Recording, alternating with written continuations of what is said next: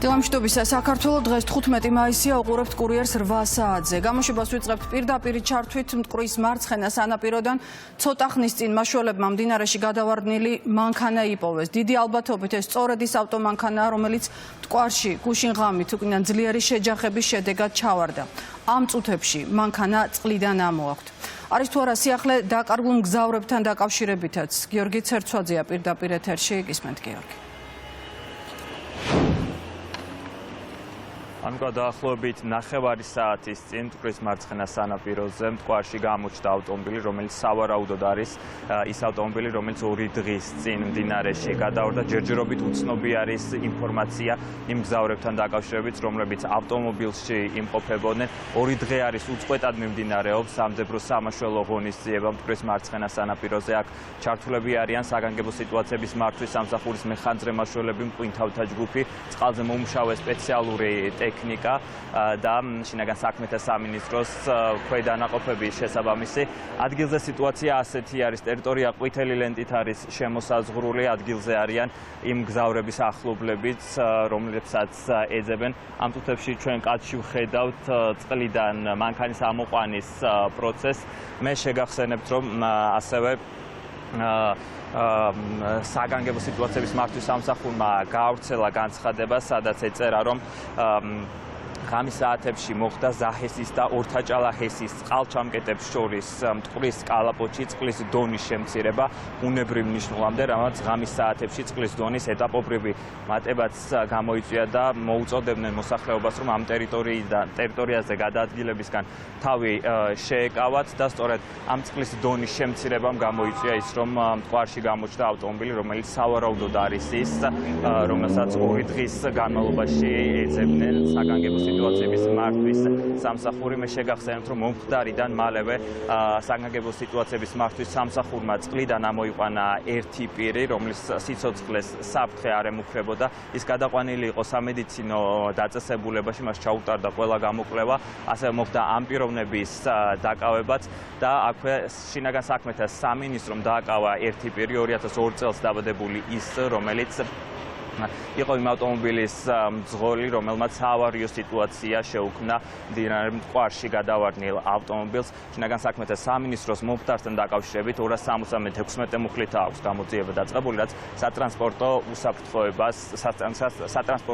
მოძრაობის უსაფრთხოებას ან ექსპლუატაციის წესის დარღვევას გულისხმობს. მადლობა გიორგი ცერცვაძე იყო. რამდენიმე ობიექტზე, სადაც სავარაუდოდ ეგრეთ წოდებული კოლ-ცენტრები იყო განთავსებული, ფინანსთა სამინისტროს საგამოძიებო სამსახურმა ჩხრეკა ჩაატარა. ერთ-ერთ მისამართზე რუსთავი 2-ის გადამღები ჯგუფიც იმყოფებოდა.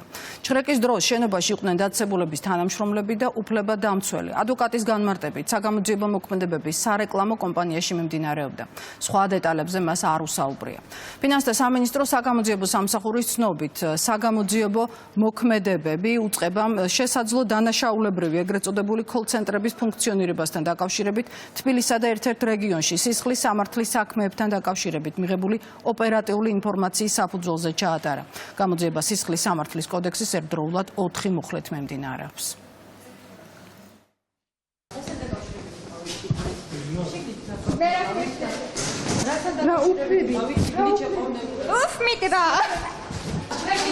ღონისძიებები მიმდინარეობდა. რა დაწესებულებაა და სად მუშაობენ? რა ორგანიზაციაა შეგიძლიათ ვთქვათ? რასთან დაკავშირებით მიმდინარეობდა გამოძიება და ჩხრეკა? რა ორგანიზაციაა და სად მუშაობს? შეგიძლიათ ვთქვათ? რასთან დაკავშირებით ჩხრეკა? შეგიძლიათ ვთქვათ? გამარჯობა, რა ორგანიზაციაში მუშაობთ? რასთან დაკავშირებით მიმდინარეობდა ჩხრეკა? ორგანიზაციის, რომლის სახელწოდებას თავ შევიკავებთ, თუმცა სარეკლამო კომპანია შემიძლია დავადასტუროთ. ჩხრეკა მიმდინარეობდა, აინტერესებდათ კომპანიის საქმიანობა და წაღებული აქვს კომპიუტერული ტექნიკა. ინფორმაციები მეც არ მაქვს, თუმცა არც უფლებამოსილება მაქვს, რომ გავამხილო ეს ინფორმაციები, ამიტომ მეც ვერ გეტყვით. ჩვენ აბსოლუტურად ღია ვართ შეერთებულ შტატებთან სტრატეგიული პარტნიორობის განახლებისთვის. ამის შესახებ საქართველოს მთავრობის მეთაურმა ერთ-ერთი ტელეკომპანიის ეთერში განაცხადა. ირაკლი კობახიძის განმარტებით ეს განახლება დამოკიდებულია იმაზე, თუ ვინ გაიმარჯვებს პრეზიდენტ ტრამპსა და Deep State შორის ურთაბრძოლაში. პრემიერმა ხაზგასმით აღნიშნა ისიც, რომ ბოლომდე დაიცავს ქვეყნის ეროვნულ ინტერესებს. ჩვენ ვართ მოლოდინის რეჟიმში, როგორც მოგეხსენებათ, მე გარდა წერილებისა საჯარო განცხადებებიც გავაკეთე იმასთან დაკავშირებით, რომ ჩვენ ვართ აბსოლუტურად ღია სტრატეგიული პარტნიორობის განახლებისთვის, თან გვინდა, რომ ეს იყოს ხელშესახები სტრატეგიული პარტნიორობა და არა ზოგადი, როგორც მანამდე ვიყავით მიჩეული და თან მზად ვართ, რომ კონკრეტული გზამკვლევი დავადგინოთ ორივე ქვეყნისთვის, სადაც იქნება ასახული სარგებელი, როგორც საქართველოსთვის, ასევე ამერიკის შეერთებული შტატებისთვის. ამისთვის ვართ მზად, თუმცა, ამასთან დაკავშირებით თქვენ იცით, რომ ჯერჯერობით პასუხს აყუნებენ. ამიტომ გადავწყვეტეთ სწორედ ღია წერილის გავრცელება. ღია წერილში არის დეტალურად გაშლილი ჩვენი არგუმენტები ყველაფერთან დაკავშირებით და გამოხატულია ჩვენი გაგვირება იმის შესახებ, რომ რეალურად აქამდე ისმის სტუმილი იმ ფონზე როდესაც ჩანს აშკარა ღირებულებითი თანხმედრა. ჩვენი საზოგადოებისთვის, ჩვენი ქვეყნისთვის არის მნიშვნელოვანი სტრატეგიული პარტნიორობის განახლება ამერიკის შეერთებულ შტატებთან და ეს იქნება დამოკიდებული თავიდან ბოლომდე იმაზე, თუ ვინ გაიმარჯვებს ამ ორთაბრძოლაში პრეზიდენტ ტრამპსა და Deep State-ს შორის. ჩვენ დავიტოვოთ იმედი, რომ გაიმარჯვებს პრეზიდენტი ტრამპი, თუმცა ჩვენ ყველა სცენარისთვის ვართ მზად, ჩვენ ბოლომდე დავიცავთ, რა თქმა უნდა, ჩვენს ეროვნულ ინტერესებს. ბიზნესის რეკეტი, მესაკუთრის დაპატიმრება, მისი ქონების მისაკუთრების მიზნით, წამება და არა ადამიანური მოპყრობა. პარლამენტში დროებითი საგამოძიებო კომისიის წევრები დილიდან შეიკრიბებიან. წინა ხელისუფლების პერიოდში ადამიანის უფლებების დარღვევის ფაქტებთან დაკავშირებით სხდომაზე ამჯერად გურამ თირქია, თამაზ წულაია, დავით ქანთარია და ბესარიონ ხვინთელიანი არიან მიწვეული. სხდომა საკანონმდებლო ორგანოში დილის 10 საათზე უნდა დაიწყოს.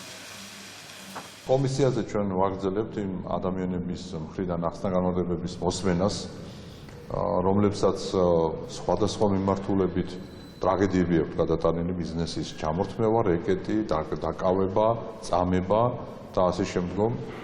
4 ადამიანი მოგცემს ახსნა-განმარტებას. ეს კომისია იქნება საბოლოო განაჩენი აუცილებლად ნაციონალური მოძრაობის დასრულებისთვის. კომისიის ფუნქციონირება რასაკვირველია მნიშვნელოვანია, ვინაიდან არა მარტო სამართლებრივი, არამედ პოლიტიკური შეფასებები უნდა მიეცეთ იმ ადამიანების საქმიანობას 2012 წლამდე, რომლებიც დღეს კიდევ გამოსულები არიან პოლიტიკური ბრძოლის ველზე და უპირებენ საქართველოს დესტაბილიზაციის აი ამ ქარცეცხლში გახვევას. ადამიანები, ვინც პრივილეგირებულად გრძნობენ თავს, უნდა გამოვიდნენ სააშკარაოზე და მათი ბნელი საქმიანობა აუცილებლად უნდა იყოს საზოგადოებისათვის ცნობილი.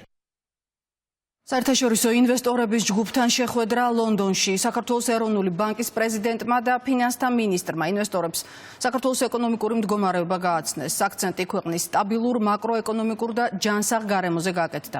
შეხვედრა EBRD-ის ყოველწლიური ფორუმის ფარგლებში ამერიკის ბანკის ორგანიზებით შედგა. შეიკრიბნენ ინვესტორები, ვინც დაინტერესებულია საქართველოში ფასიანი ქაღალდების შეძენით, ინვესტირებით და მათ გავაცანით ჩვენი მაკროეკონომიკური გარემო განსაკუთრებით მნიშვნელოვანია და მიმზიდველია მათთვის სტაბილური მაკროეკონომიკური ვითარება, რაც საქართველოში არის, მაღალი თითქმის ორნიშნა ეკონომიკური ზრდის ფონზე დაბალი ინფლაცია, ძალიან ისეთი ეფექტური ეკონომიკური და მათ შორის მონეტარული პოლიტიკა, რაზეც ჩვენ ვესაუბრებოდით. პუტინი სტამბოლში არ ჩავა. კრემლის ლიდერმა რუსეთის დელეგაციის შემადგენლობა დაამტკიცა, თავად სიაში არ არის. ჯგუფს მისი თანაშემწე ვლადიმერ მედინსკი ხელმძღვანელებს. ის 2022 წელს უკვე იყო რუსეთის მომლაპარაკებელი ჯგუფის ხელმძღვანელი. თურქეთში კრემლის ინტერესებს ასევე წარმოადგენენ რუსეთის საგარეო საქმეთა მინისტრის მოადგილე, შეიარაღებული ძალების გენერალური შტაბის მთავარი სამმართველოს უფროსი და თავდაცვის მინისტრის მოადგილე. მედიის ცნობით, რუსული სამთავრობო ბორტი სტამბოლის ათათურქის აეროპორტში ღამის 3 საათზე დაჯდა. რაც შეეხება უკრაინის დელეგაციას, თურქეთში ვლოდიმერ ზელენსკისთან ერთად ჩადის გეგმავს პრეზიდენტის ოფისის ხელმძღვანელი ანდრეი ერმაკი, თავდაცვის მინისტრი რუსტემ უმეროვი და ზელენსკის დიპლომატიური მრჩეველი იგორ ჟიშკვა. უკვე ანკარაში იმყოფება საგარეო საქმეთა მინისტრი ანდრეი სიბიგა. თურქეთის დედაქალაქში მას შეხვდა ამერიკის შეერთებული შტატების სახელმწიფო მდივანი. მარკო რუბიო თურქეთში ნატოს საგარეო საქმეთა მინისტრების არაფორმალურ შეხვედრაზე დასასწრებად ჩავიდა, სადაც რუსეთ-უკრაინის ომის დასრულების საკითხი განიხილება. რუბიოსთან ერთად ამერიკის დელეგაციას რუსეთ-უკრაინის მომლაპარაკებებზე დააკვირდება ტრამპის მომლაპარაკებელი სტივ უიტკოფი და გენერალი კიტ კელოგი. როიტერი წერს, რომ ტრამპი, რომელიც არ გამორიცხავდა მოლაპარაკებებზე სტამბოლში ჩასვლას, თურქეთში აღარ ჩადის. შეხვედრასთან დაკავშირებით ექსკლუზიურ ინფორმაციას ავრცელებს ვაშინგტონ პოსტი. ორმა დიპლომატმა გამოცემას უთხრა, რომ ზელენსკი იმედგაცრუებული იყო პოტენციური მოლაპარაკებების გარშემო განვითარებული სიტუაციით და შეხვედრაზე უარის თქმა უნდოდა, თუმცა ამერიკულმა და ევროპულმა მხარემ ის პირდაპირ მოლაპარაკებების აუცილებლობაში დაარწმუნა.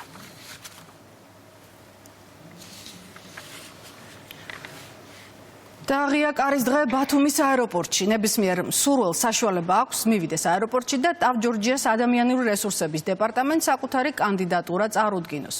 ამ ეტაპზე ბათუმის საერთაშორისო აეროპორტი ეძებს კადრებს შემდეგი პოზიციებისთვის: მგზავრთა მომსახურების აგენტები, ჩატვირთვის კონტროლისა და კომუნიკაციების აგენტები, მორიგე ოფიცრები, ტექნიკური პერსონალი, მძღოლი, მტვირთავი, თვითმფრინავის დამლაგებელი. კომპანიაში განმარტავენ, რომ ღია კარის დღეზე დასწრება ყოველგვარი წინასწარი რეგისტრაციის გარეშეა შესაძლებელი. ბათუმის საერთაშორისო აეროპორტისთვის უკვე ჩვეულებრივი პრაქტიკაა მსგავსი ღია კარის დღის მოწყობა და საკადრო რესურსების ამ გზით გამდიდრება. უპირველეს ყოვლისა ეს არის ძალიან კარგი შესაძლებლობა მათთვის, ვისაც უნდა დასაქმდეს ბათუმის აეროპორტში. ვაკანსიები, რომელიც დღეს გვაქვს გამოცხადებული, საკმაოდ მრავალფეროვანია და სხვადასხვა საკვალიფიკაციო მოთხოვნებს მოიცავს. შესაბამისად, ყველას აქვს შანსი საკუთარი კანდიდატურა ამა თუ იმ პოზიციაზე წარმოადგინოს. უნდა აღინიშნოს, რომ ტავ-ჯორჯია ძალიან დიდ მნიშვნელობას ანიჭებს საკადრო რესურსების განვითარებას. დღის ამბების ნახევარწლად ჩვენს ვებგვერდზე rustavi2.g შეგიძლიათ, მე კი ამით 9-მდე გემშვიდობებით დროებით. დიდი მადლობა ანუკა.